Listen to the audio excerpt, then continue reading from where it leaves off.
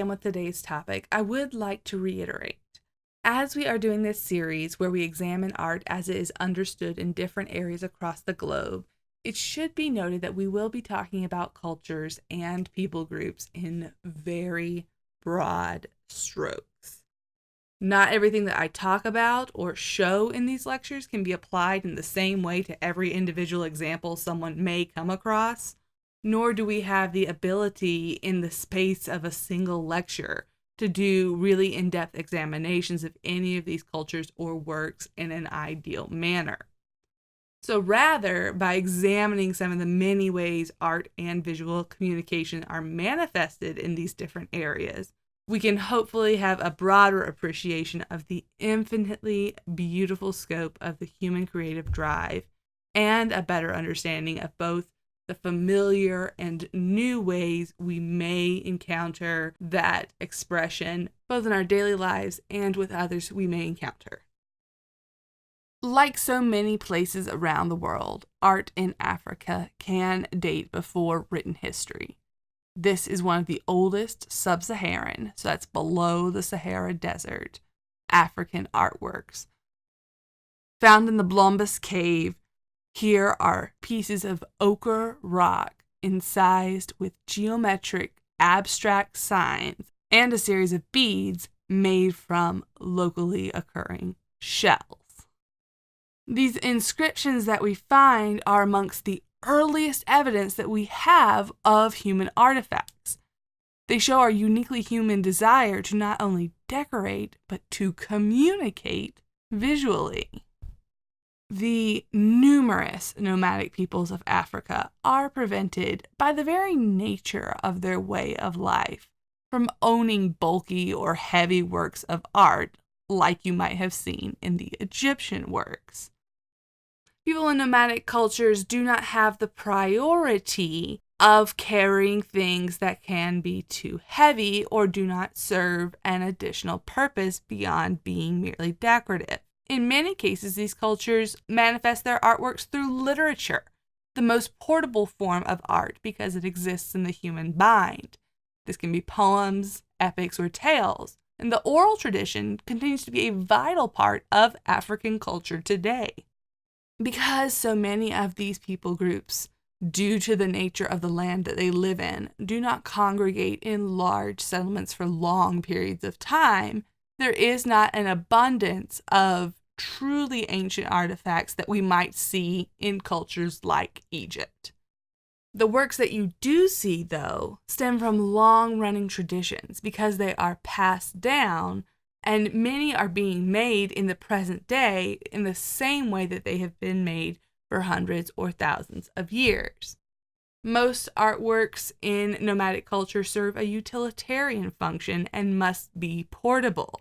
You will often see objects like these water vessels because they serve a function, but have been ornamented in a way that enhances their value. For more than 200 years, the women of this tribe in Algeria have been making earthenware objects from locally dug clay.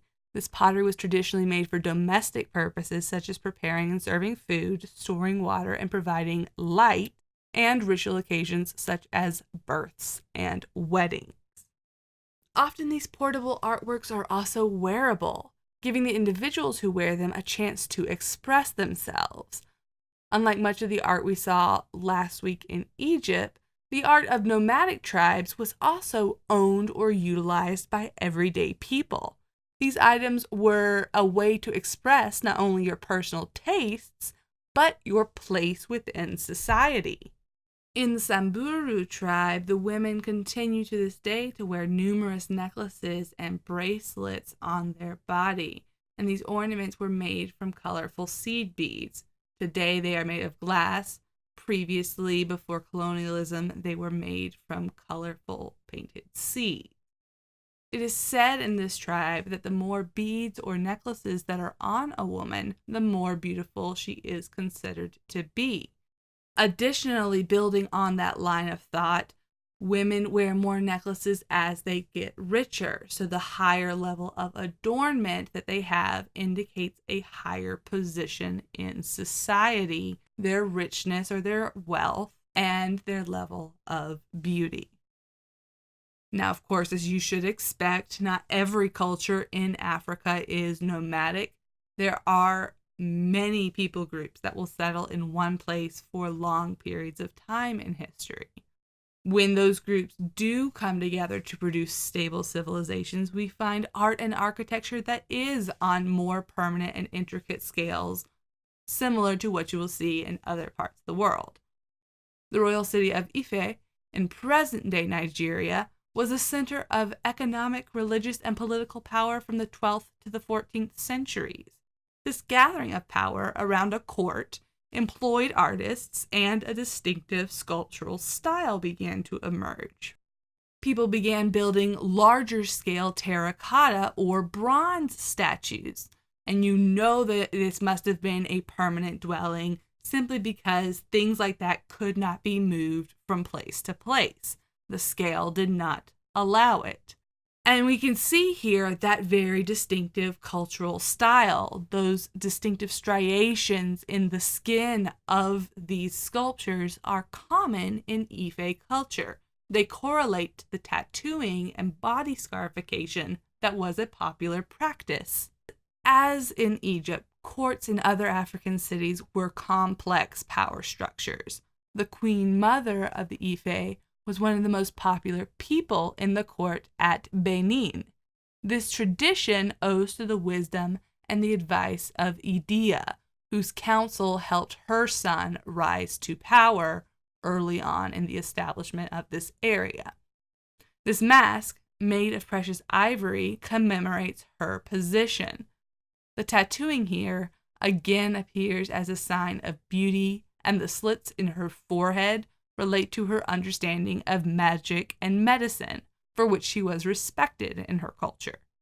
Here, just as you see in Egyptian sculptures, there is a stylization of her facial features, the face being exaggerated to represent more geometric forms. This is an important visual choice that crops up again and again in African art, and is much more influential on the contemporary art world than you may initially expect. But it is the abstraction of African art that laid the seed for the European artists who took that stylizing and built the foundation for the modern art world we know today. The masks of the Luba people are an even more striking and more direct example of the abstraction of art in African culture, and were specifically copied by Pablo Picasso, who had a large collection of these masks at his disposal when he was developing the language that would later be associated with Cubism. The Luba masks have two very popular manifestations, the most popular being the Kifwebe. The Kifwebe masks originated from the Luba, but are also made by their Songhai neighbors. It's an elaborate combination of white and black stripes, often with white stripes over black backgrounds, and they are made for and used in ceremonies in some of their more secret rituals.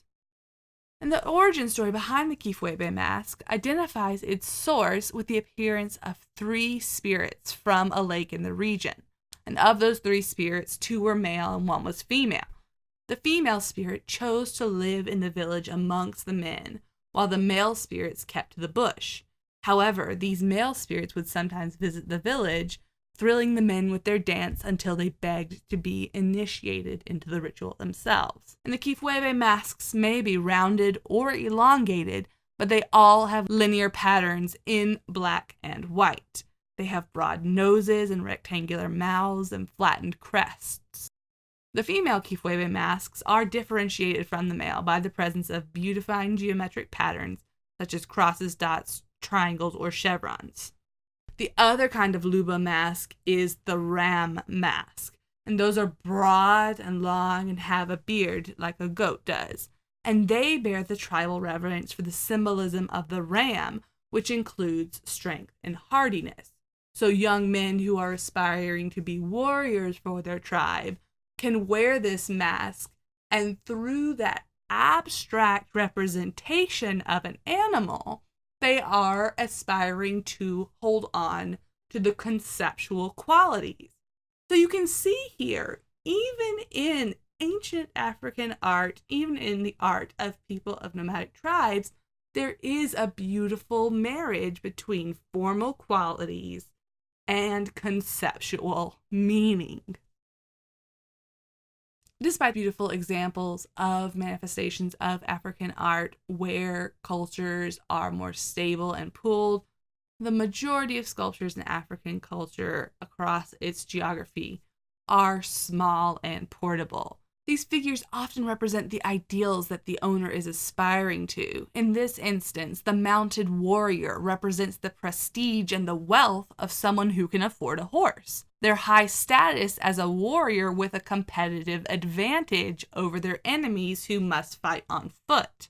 The warrior is a symbol of strength and power, and something a man in Gene would hope to become. So by carrying this small statue, you are carrying an embodiment of your aspirations. And this is a question that I want you to answer today. What is something in today's culture that people wear or carry, hoping that they will take on those attributes themselves? Many of these small-scale sculptures are classified as fetish figures, objects that are believed to house a spirit or possess an entity. You can see a lot of influence of West African beliefs, and they're holding on to fetish figures cropping up again as the diaspora happens into the Caribbean, into the Southern American states, and into Latin America as well, thinking about things like the Creole voodoo culture. The Nkisi Nkondi are religious idols made by the Congo people in the Congo region. The Nkonde is a subclass of the Minkisi that are considered to be aggressive spirits.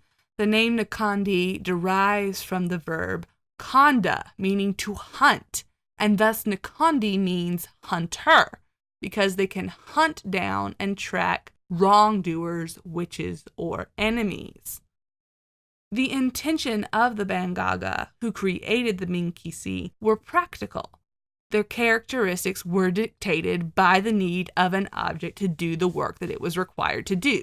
Just think about how the Egyptian statues that were placed in front of the offerings were intended to do a specific job, direct the sacrifices of the people to the pharaoh.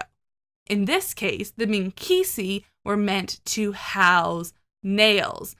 So the nails were used not just as decorative items to adorn these figures, but as a requirement of awakening the spirit to make a request.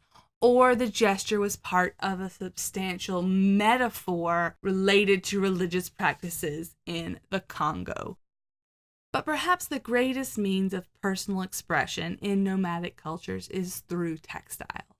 In African textiles, history and tradition is passed down through visual means.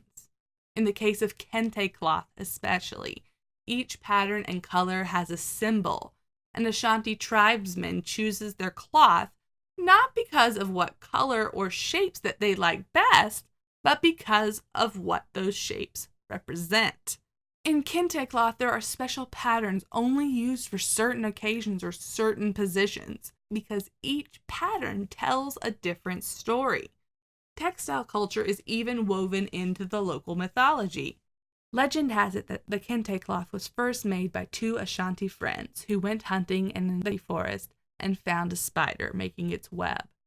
The friends stood and watched the spider for 2 whole days and then returned home and implemented what they had seen, and the result was the beautiful kente cloth. Because of the utility and the portability of textiles, they are an incredibly personal and a uniquely identifying aspect to specific cultures. The Bogolanfini is a handmade Malian cloth fabric traditionally dyed with fermented mud. In traditional Malian culture, Bogolanfini is worn by hunters, serving as camouflage, which is both a ritual protection and a badge of status. Women are wrapped in bogolanfini after their initiation into adulthood and immediately after childbirth, as the cloth is believed to have the power to absorb the dangerous forces that are released under such high-stress circumstances. The sweshwe clothing is traditionally worn by newly married Soto women, known as the Mokote, and the Josa women. Its discharge printing comes from etched copper rollers that are rolled onto cotton cloth and comes with a heavy-smelling wax coating to help preserve it. The bark cloth of Uganda comes from an annual yearly harvest where the men take the bark of a tropical fig tree. This bark is then moistened, beaten over a log with heavy wooden mallets, and the trees will regrow their bark for the next season's harvest. So as I briefly mentioned earlier, the very interesting thing about the artworks that we have been able to examine in this brief look at Africa is it is an artwork of the people. When you have artwork that is produced by these nomadic systems, wherein access to resources is not always able to be pooled in as restrictive as a command as it is in Egypt, where there is one pharaoh who has access to the labor of millions of people, the almost democratic nature of the art that we have looked at in these nomadic tribes in Africa is a refreshing look into artwork of the everyday person, how individuals like you or I might express ourselves. And the other great thing that we've been able to see in Africa is how art also forms part of your identity. And that's the last question I want to leave with you here. And something you can be thinking about throughout the course of the week is, how do you use visual communication to identify yourself? What are the ways in which you are telling the world something about you through the means of artistic or visual expression?